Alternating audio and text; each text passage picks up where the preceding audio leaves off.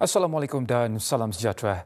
Kerajaan akan meneliti penyasaran semula subsidi membabitkan barangan asas seperti gula, beras dan minyak masak secara berfasa. Langkah ini penting bagi mengelak ketirisan dan memastikan hanya kumpulan sasar menerima manfaat seperti program Budi Madani RON 95. Buat masa ini, keutamaan kerajaan adalah memastikan kelancaran pelaksanaan program penyasaran subsidi bahan api seperti diesel dan Budi 95 sebagai asas kepada penstrukturan subsidi yang lebih menyeluruh. Berucap di Dewan Rakyat, Timbalan Menteri Kewangan Lim Hui Ying berkata, kerajaan kini meningkatkan operasi penguatkuasaan secara bersepadu. Ia bagi memastikan barangan bersubsidi seperti gula, beras dan minyak masak sampai kepada golongan sasar. Kerajaan juga akan memastikan ketersediaan bekalan barangan bersubsidi di setiap siri program jualan Rahmah Madani. Kerajaan bakal mengumumkan penambahbaikan had siling kelayakan bulanan RON 95 bagi pemandu e-hailing. Menurut Ketua Setiausaha Perbendaraan, Datuk Johan Mahmud Merican, pengumuman itu akan dibuat dalam masa terdekat.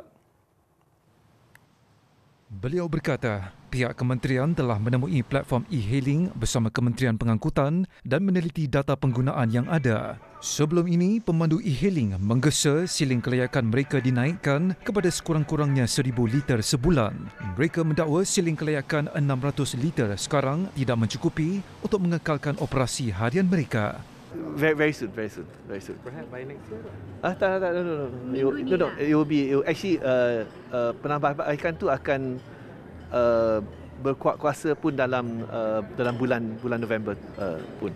Ketika ini, kira-kira 58,000 pemandu e-hailing sepenuh masa layak menerima 600 liter RON 95 bersubsidi sebulan.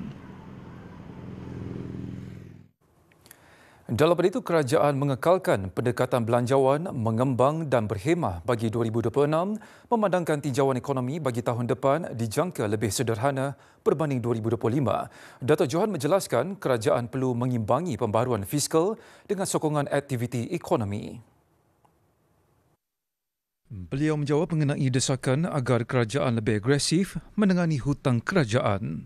Sebenarnya apa yang mereka pohon ialah untuk mengurangkan defisit dengan lagi drastik.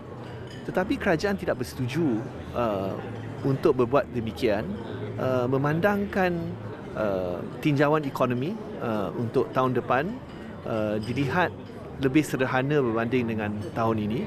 Katanya kerajaan telah meletak sasaran jelas untuk mencapai defisit fiskal 3%. Manakala had sasaran hutang negara ditetapkan pada paras 60% daripada keluaran dalam negara kasar KDNK dalam jangka masa sederhana. Tambahnya, peruntukan RM470 bilion di bawah belanjawan 2026 penting bagi memastikan Malaysia mengharungi sebarang ketidaktentuan di peringkat global.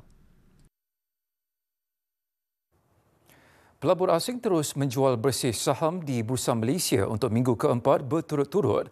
Menurut laporan MBSB Investment Bank, aliran keluar bersih mencecah RM884 juta bagi minggu berakhir 31 Oktober, peningkatan RM14.6 juta berbanding minggu sebelumnya. Sektor perkhidmatan kewangan merekodkan jualan tertinggi diikuti penjagaan kesihatan dan utiliti. Manakala sektor yang mencatat aliran masuk bersih tertinggi termasuk peladangan, teknologi dan telekomunikasi. Institusi tempatan meneruskan pembelian bersih bernilai RM812 juta. Juga pelabur runcit tempatan dengan nilai bersih RM72 juta selepas penjualan 7 minggu berturut-turut.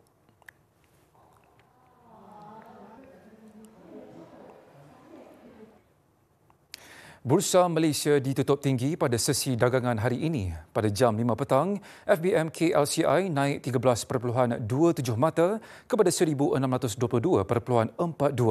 Bagaimanapun kaunter rugi mendalui untung pada 762 berbanding 450, manakala 520 kaunter diniagakan tidak berubah.